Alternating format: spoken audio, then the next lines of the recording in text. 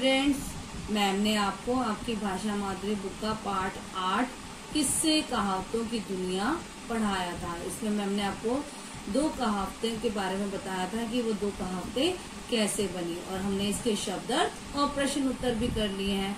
आज हम इसकी बैक एक्सरसाइज करेंगे। तो इसका पहला प्रश्न है, उचित उत्तर पर सही का चिन्ह लगाइए।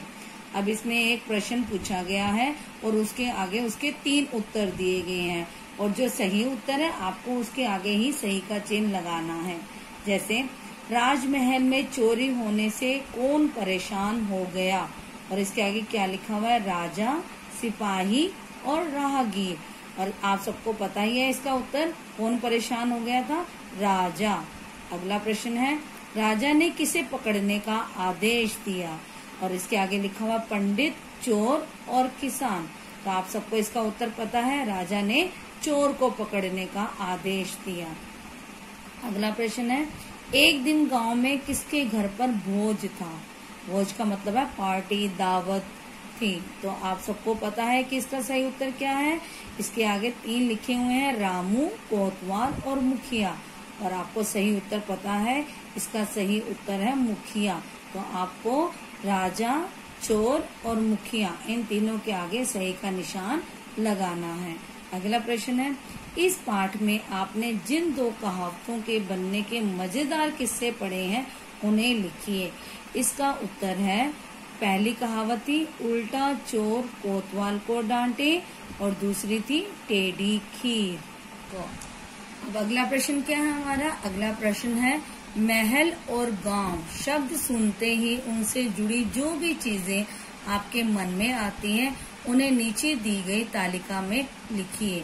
तो सबसे पहले हम महल से संबंधित चीजें लिखेंगे। तो महल में क्या क्या होता है, कीमती सामान, सिपाही, और महल में कौन रहता है, राजा, रानी, मंत्री, और कौन होता है, घोड़ा, हाथी।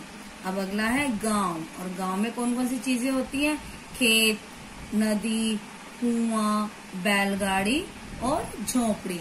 अगला प्रश्न है, नीचे दिए कामों में से जो काम आपके लिए टेढ़ी खीर है। टेढ़ी खीर का मतलब है बहुत कठिन कार्य या बहुत मुश्किल काम, उन पर आपको सही का निशान लगाना है। जैसे परीक्षा देना, पेड़ पर चढ़ना, 2 घंटे लगातार पढ़ना, पतंग उड़ाना, बटन टाँकना, ऊन का गोला बनाना। इसमें जिन बच्चों को जिस काम को करते समय टेढ़ी खीर लगती है, अर्थात कठिन लगता है वो काम, उसके आगे आपने सही का निशान लगाना है। अब अगला प्रश्न हमारा क्या है। अगला प्रश्न है, दिए गए एक शब्द के लिए अनेक शब्द लिखिए, अर्थात एक वचन और बहुवचन।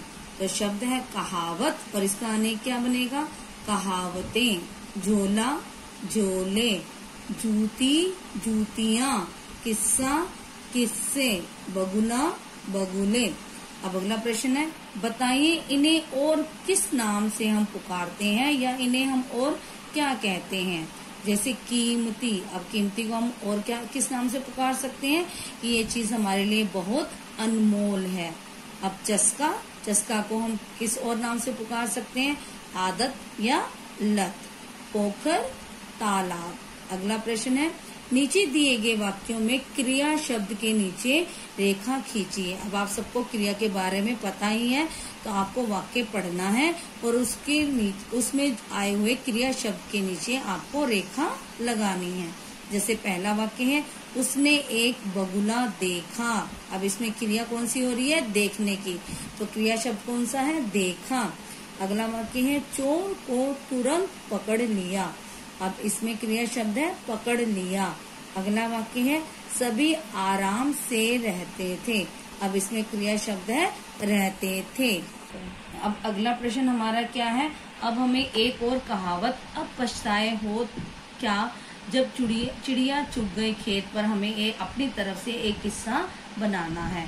तो हम अब इस किस्से को लिखेंगे। एक बार की बात है, एक किसान का बेटा बहुत आलसी था। वह कोई काम नहीं करना चाहता था। किसान ने उसे समझाने की बहुत कोशिश की, लेकिन उस पर कोई असर नहीं हुआ। एक बार लगातार कई दिनों तक बारिश होती रही। लगातार बारिश होने के कारण घर की दीवारें व छतों में दरारें पड़ गई। दरारें पड़ने से घर की छत गिर गई और उस छत के नीचे दबने से उस किसान की मौत हो गई। अब किसान की मौत के बाद उसके पुत्र के पास रोने और पछताने के अलावा कुछ भी शेष नहीं बचा। इसलिए कहा भी है, अब पछताए होत क्या जब चिड़िया चुग गई खेत। अब आप सबको इस सब पूरी बैक एक्सरसाइज को अपनी अपनी भाषा माधुरी की बुक में पढ़ना है, लिखना है और उसे याद करना है। धन्यवाद।